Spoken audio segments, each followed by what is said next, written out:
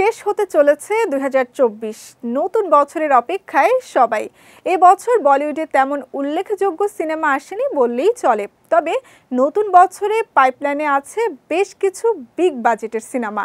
এক ফ্রেমে যেমন দেখার সম্ভাবনা রয়েছে বলিউড তারকা সালমান খান ও শাহরুখ খানকে, তেমনি এক ফ্রেমে সালমানের সঙ্গে দেখা যেতে পারে ঋত্বিক রোশনকেও। কারণ যশরাজের স্পাই ইউনিভার্সে রয়েছেন শাহরুখ, সালমান ও ঋত্বিক।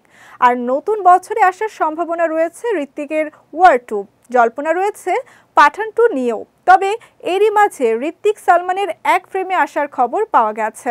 একটি অ্যাকশনধর্মী বিজ্ঞাপনে হাজির হচ্ছেন এই দুই সুপারস্টার। ভারতীয় সংবাদ মাধ্যম পিঙ্ক ভিলার একটি প্রতিবেদন থেকে জানা গেছে, আলী আব্বাস জাফরের পরিচালনায় বিজ্ঞাপনের জন্য জুটি বাঁধতে চলেছেন সালমান ও ঋত্বিক। এই বিজ্ঞাপনের বাজেট নাকি টেক্কা দিতে পারে বলিউডের বিগ বাজেটের সিনেমাকেও। জানা গেছে ঋত্বিক ও সালমানকে নিয়ে একেবারে ধুন্ধুমার অ্যাকশনের বিজ্ঞাপন শ্যুট করবেন পরিচালক আলী আব্বাস জাফর। মুম্বাই শ্যুট হবে এই বিজ্ঞাপনের। আপাতত ঋত্বিকের নতুন কোনো সিনেমার ঘোষণা নেই, হাতে রয়েছে ওয়ার 2। তবে সালমান এখন ব্যস্ত তার নতুন সিনেমা সিকান্দারের শুটিংয়ে। প্রাণনাশের হুমকির মাঝেই কড়া নিরাপত্তার মোড়কে শুটিং সারছেন বলিউডের ভাইজান। সালমান খানের সিকান্দারে গুরুত্বপূর্ণ চরিত্রে রয়েছেন সত্যরাজ। এতে আরও দেখা যাবে অভিনেতা সুনীল শেঠিকে।